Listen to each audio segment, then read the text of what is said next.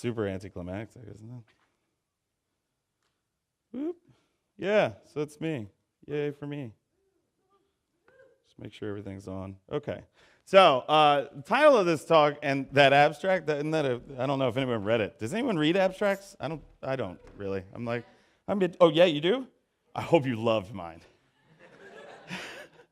It was a really hard one to describe. So it'll kind of follow some of those themes, but it'll also have its own little spin on it too. But I'm a fan of history. I'm a fan of myth. I'm a fan of storytelling, as you may have guessed, right? So usually when I'm going through certain points in my life, or trials, tribulations, new learnings, whatever it happens to be, I kind of look to other points of view to have it mirrored back to me.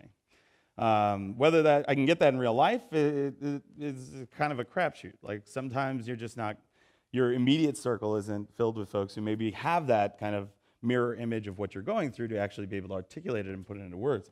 It's not for lack of trying or anything. It just kind of happens that way.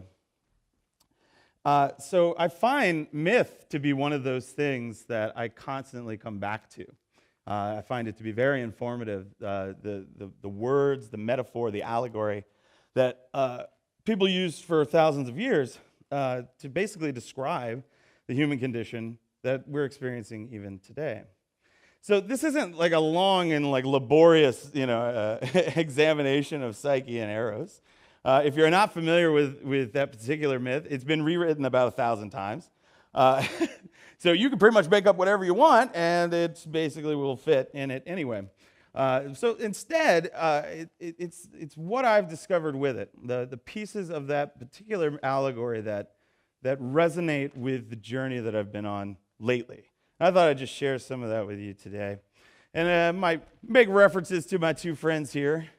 And their names basically are pretty much exactly what you'd expect. We're going to have to get caffeine installed on this machine, aren't we? So you already know who I am. I'm Leon. I work at GitHub. That's pretty recent. And if you want to find me on Twitter, it's Ruby Buddha. And if not, just Google fat guy in green hat. You'll find me. So I'm also using new presentation software. Whoa. So please don't panic. It will have lots of moving parts and things flying around. I couldn't contain myself. I was pretty baked when I wrote this thing. Metaphors are so much better that way. So yeah, I was basically looking at the Keef Garden and enjoying all of the cool metaphors that our forebearers have given us. But I promise, if you just close your eyes and count to 10, like all the spinning will stop, and then find me after. We'll talk up. It'll be fun. Woo! Yeah, you can imagine me, right? Just like, that would drive me nuts if I was watching it, but I have all the power. So whenever you're talking about love, right, there's this trap you can fall into where people give their own kind of take on, oh, this is what love really means, and there's this version of love with your family, and there's this version of love with your mom and dad, and your brothers and your sisters and your friends and your coworkers and all that. And all that is great, and it works, and it's so true, and I honor all of it, and I think you should too. It's wonderful. But that's not really what that particular myth is about. And it's not really that helpful of a tool when you're actually trying to work towards some form of enlightenment, when you're trying to discover who you are. But the one thing about the myth that is kind of the through line of it is the combination. Like these two people, we have Eros, the god of love, and we have a mortal woman, Psyche. And she, of course, represents the spirit, the soul, searching that part. And Cupid being the love, desire, the body, that kind of thing, right? For me, what's interesting about it is that these two players are largely either separate from each other and trying to find their way back, or someone else, either it be circumstance or God or whatever it happens to be, is driving a wedge between them, is forcing them to constantly reevaluate what they actually are doing there. Do they even want to be in the same room as this other person? Do they really love what they're doing? Do they even know who they are at a fundamental level? So whether or not you believe in love as a real thing, or whether or not it's just some guilt delivery mechanism or some other kind of arbitrary construct, is irrelevant. What I'm talking about when I talk about love is that which motivates you, that which drives you. It's not the point of the story to define love and to define happiness and to define all these. These are ephemeral emotional constructs. There are some of those that we really like and we'd like to spend more time in. Like I always hear people say, my goal in life is to be happy. I'm looking for happiness. And I'm like, happiness is an emotion. Within 15 minutes, it'll turn to something else. So good luck hanging on to that. Right? It's almost impossible to do. You want a full breadth of emotions in your life. You need to have both sorrow and pain to experience joy, to relish in joy, to understand it. You have to know all sides of the human experience in order to embrace them, in order to encompass them and embody them. So just striving for an emotional state, a single emotional state, loses the point. And then if I think about that same kind of weird thing in the context of the pragmatic, in the context of the things that the mind is trying to wrestle with, I also find that I can also be trapped down linear modalities, linear paths of thinking that if I just go this direction, everything will work. If I just follow this one path that's been laid before me, everything will work. And what I'm coming to is this notion that you have the mind, you have the body, and you have this desire, this sense of needing purpose, something to love, something to really get you going in the morning. And when you can find the convergence of these two things, that's when you start to feel all of those emotions. That's when those discoveries start to really click, and you can take those lessons forward. And I think we live in a time where this is increasingly more difficult. Over the last several years, I have been talking about, empowerment and finding yourself and being an individual and, telling the man to go, stuff it, all the good stuff.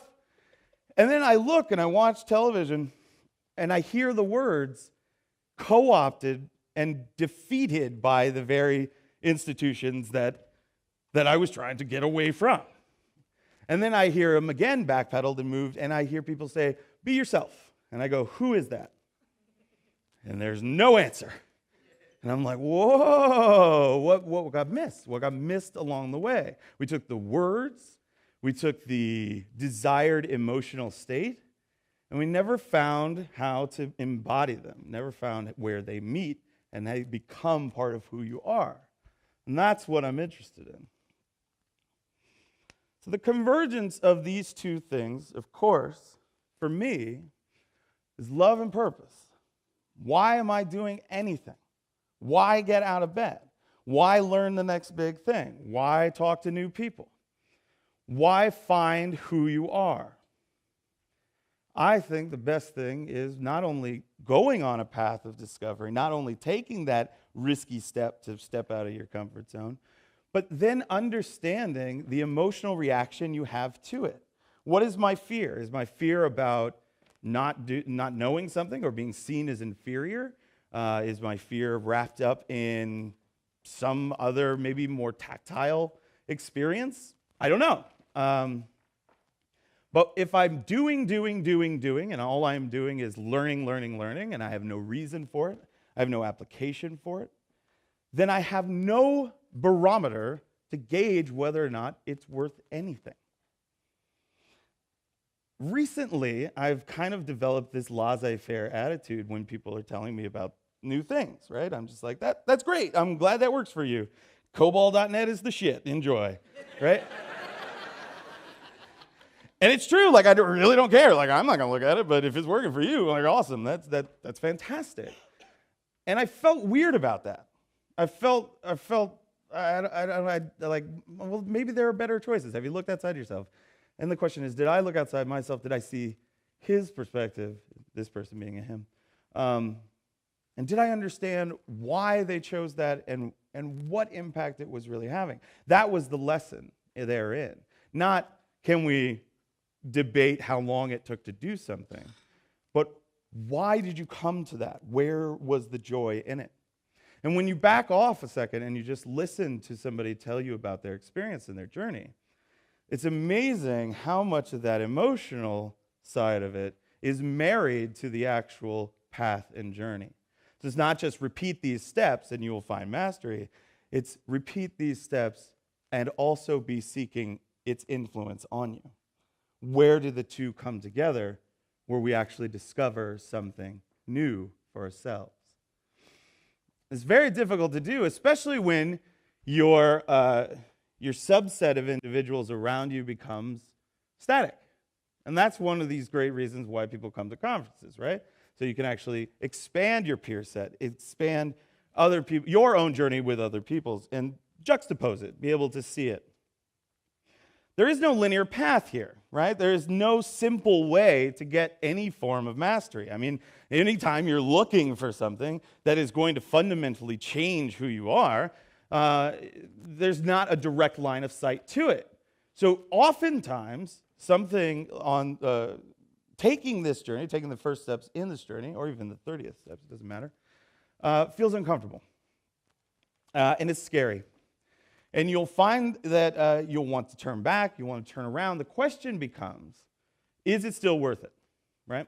So I've been programming for a very long time, if you will. Like, I'm sure there's people who have been doing it for like 50 years here, and they're going to be like, you're not doing it for a long time. But for me, like 15 years is basically a long time. And throughout that, I had more jobs that I just didn't like than I had jobs that I did like. But I always loved software. And I couldn't quite grasp why I was doing it.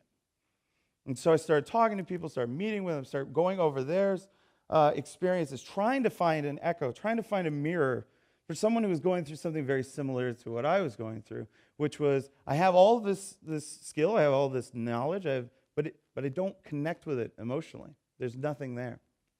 And what is that about? And how can I change my perception in order to find and reconnect with the emotional core of the actual practice of writing software? And that has taken an incredibly long and arduous journey, and I'm nowhere near it. I'm nowhere near the answer on that. I continuously have people ask me, how are you happy, or how are you this, or what is the answer to X, Y, Z? And I go, I don't fucking know. 42 is the answer. Is the question done yet? It's not? Yeah. Damn it. Damn compilers. So yeah, finding that. So this was my first answer. My first choice was try all the things. Okay, you're losing it. You're just doing software here just because you know how to do it. Good for you. What are you missing? All right, you've tried all the techniques. You've tried all the DDs, right? Star DD, all the things. Yay, I'm a software developer now, right? No. And then I went anarchic, and then I was like, F all the tests. Like, just ship everything. Rewrite it in production. Like, whatever. I'm awesome. I can do what I want, right? And that didn't work either. Like, it was really fun, but but it didn't actually resonate again with like, yes, this is it. Like, anytime you're doing something for 10 years and you look in the mirror and go, why am I doing this? Is a moment for reflection. Yes, it's a moment to reconnect with the emotional core of why you're doing it. And I had an experience just at my last employer at Neo, previously New Context, and then previously Edge Case before that. Long story. That was amazing, where it was all driven by that emotional need. And at some point in that journey, I didn't even care what we were shipping anymore. All I cared about was looking around at my peers and feeling like a powerful mentor for them, to inspire them to do their thing, and just really being that cheerleader, sis boom ba, like I was a den mother at some point, they called me. And that's awesome, and it feels great.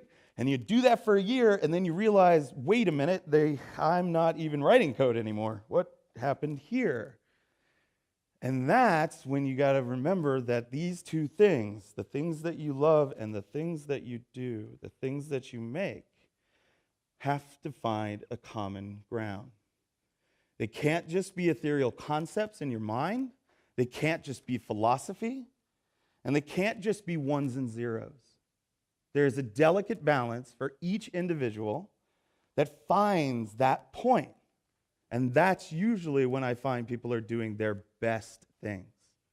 Whatever it is they're making at that moment, when those two things are in harmony, they find bliss. So, here's some other little tries, right? So what, right? Who cares? We know that there are these two things, but how do we actually put them into practice? How do we take an abstract construct such as happiness or love or purpose and find ours in it, find our flavor of it? How do we do that? Well, these are just little tips I've picked up along the way, and your mileage may vary. This and $3 to buy a tank of gas, or a gallon of gas. I wish it would do a tank of gas. Yeah, so here's my caveat, right? I don't know. This is just working for me now. I don't know about y'all. Give me a call. We'll hang it out. First and foremost, you must practice love. Anyone who is on a path that is not exactly parallel to yours may actually cause some form of cognitive dissonance in your own mind. In our current society, it is very common to simply laugh them off, provide sarcasm, belittle someone else's journey because you've already seen and been down that path, and you know what it looks like, and you think they're a fool for going. Now, maybe you guys are all cool and hip and lots of hugs here. This is why I like Madison. But that hug needs to get out further. And there's a lot of people who stifle their own journeys because they feel limited by their peer sets, because they are actively trying to combat shame on a daily basis. Shame of not being able to handle the workload, shame of not knowing what their peers know, shame of being depressed if they are depressed because their life has taken them in a direction that they had not foreseen it. There are all kinds of ways that you could reach out to your immediate peer set and nurture them and help them grow. Just the practice of love, just taking the time to do it, will inform your own journey. If you are at a point where you don't know where to go and you're at a crossroad and you're lost, simply getting back to practicing love and finding the people around you and reaching out to them and helping them fulfill their goals will reinforce your own and help illuminate the path that you may have lost. It certainly did for me. But it also opened up a whole bunch of new questions, which is awesome, because then you got to go find more friends and answer those questions too. But practice love. It is something that can be done. Don't be ruled by rules. If I hear one more person tell me that they can't do something because someone else told them they couldn't, I'm going to go insane. There will be a top-line news story on Hacker News. Leon Gersing, whom you've never heard of, is insane now. Homeless guy is insane. Shock. He had no shoes. Isn't this beautiful? Look at this tree. This tree is like, I do what I want. I'm going to get some sun, y'all. I'm climbing up this wall. No, these rules we perceive to be written in stone are just not. Someone else who pees and farts and burps did it for you. They just were here first. Fuck those guys. Do whatever you want to do, and then ask for permission later or forgiveness later, whatever it is. Don't even ask for forgiveness. Just, I did it. Was it good? Great. Awesome. We're all winning. Was it bad? My bad. All right, I'll fix it. It's really not that hard, right? This is A and B, right? So yeah, throw out your rules and do whatever you want, especially if those rules are part of some weird hierarchy that doesn't exist in reality at all. It's a complete fabricated construct by a company that could care less, right? Doesn't matter. Do what you're going to do. Be as amazing as you think you're inclined to be, and you will find this intersection that I keep talking about. That means you got to invent your reality. That means at some point you're going to look down and none of it's going to look right. No one's going to be agreeing with you, and everyone's like, you're crazy, and that's fine. You go ahead and invent it, and I guarantee you that you will find other people. There's another person with a hat just like mine right there. See, look at that, rock on. See, it's catching on. It's going to happen. You may have to fight some fights. And when I say fight, I don't mean physically. I don't do that. That's a lot of effort. Smoke this. Chill the fuck out. No, you don't have to do that. But there are going to be things that will impassion you, that you believe are wrong in the universe. And they may be small and they may be giant. It doesn't matter. And it's up to you to actually challenge that reality, even if it's your peers. Even if it's not someone above you who has some perceived ownership of what you do because they give you money. That's not it. It's challenging the people in this very room. And when they go too idiomatic, have you really thought far enough outside of that? We can be better constantly. We can find who we want to be as long as we continue to engage one another in battle. Gandalf Pug says, get it done, baby. Isn't that cool? I couldn't even get a higher resolution version of it, but I thought it was so awesome. There's got to be someone come on, get here, just stay. No, just stay, okay. Yeah. You must venture off into really, really scary places. You must take yourself out of your comfort zone the minute that you become complacent and bored. The minute that it is too easy, the minute that you honestly believe that you're going to wake up tomorrow, you're too complacent. Right? Fuck yeah, that's right. That's it.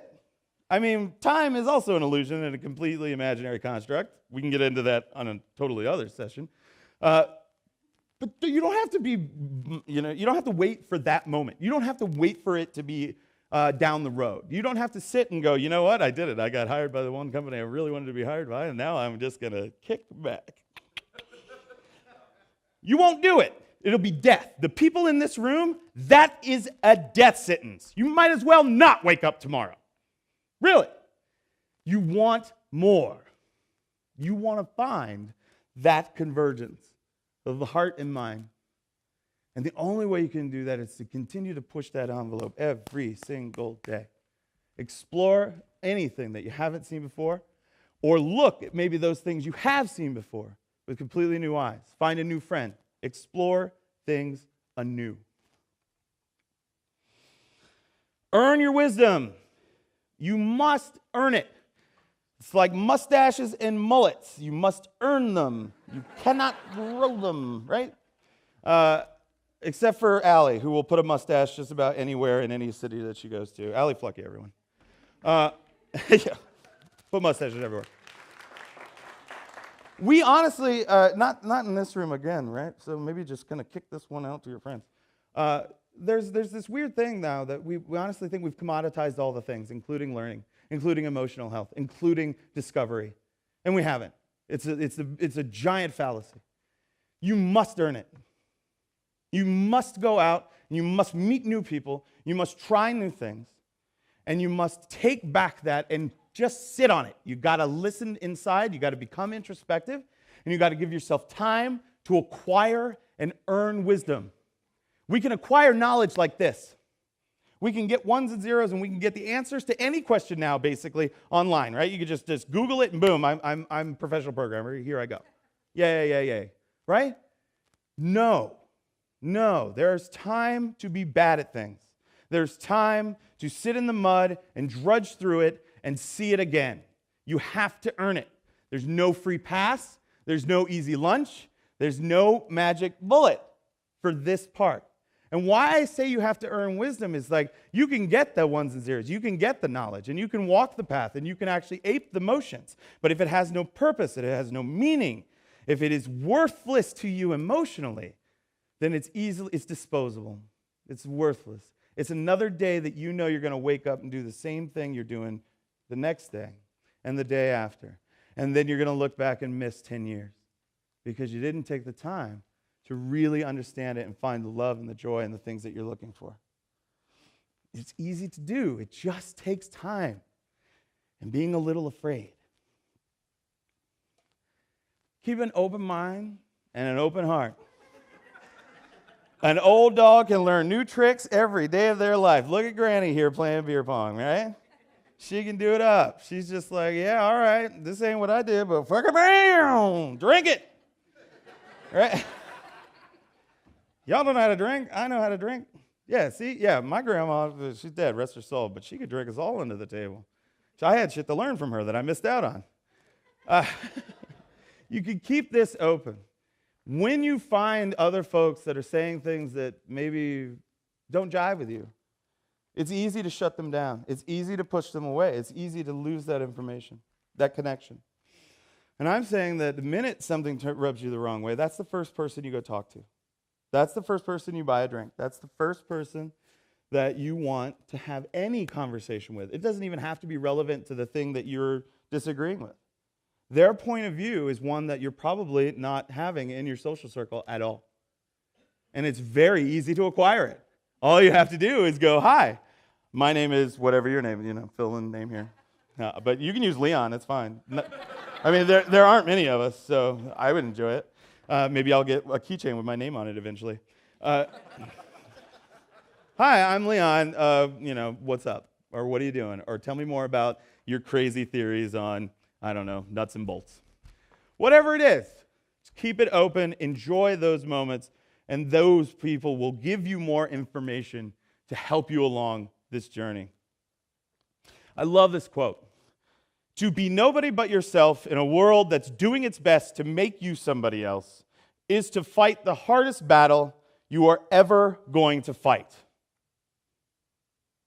Never stop fighting. Right?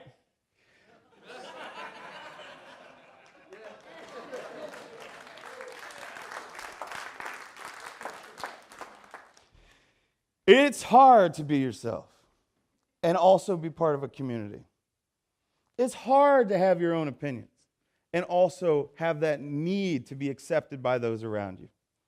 We are social creatures. That's why we're here. But we are all of us made up of just little dots of awesome. Each one of these chromolucent dots is just amazing, and you do not have to suppress it. It will feel like you do. It will feel like when I say this wild-ass shit, somebody's going to make fun of me, so I'm not going to say it. That's the fight. That's the part that you got to get up and start slugging it out, right? It's not here. It's here and here.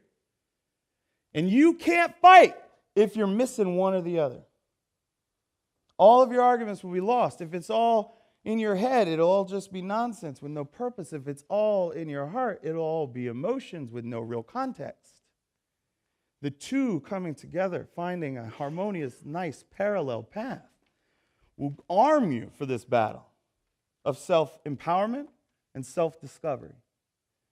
Take the time to go down it and be boldly wrong. You can change who you are every second of your life. You can adopt new philosophy, you can change your mind, and people will give you the benefit of the doubt. I promise. It may be scary for them. They want you to be who you are every day. They don't want you to change because that's the way our minds are worked, right? We like stasis. The mind wants stasis. We love inertia. We want to stay at rest when we can stay at rest. Don't. It's so much more fun to mess it up. The other thing I'll leave you with, because I only got a minute, is that lots and lots of these Greek myths, on the Roman versions and all of them, they have really bad endings, right? Like someone dies and they're like having to push a rock up a hill forever and like fairies are making fun of them. Keep pushing that rock, Sisyphus. Whatever it happens to be. What's that? Yes, well, they have to program COBOL. Why? Why? They said .NET.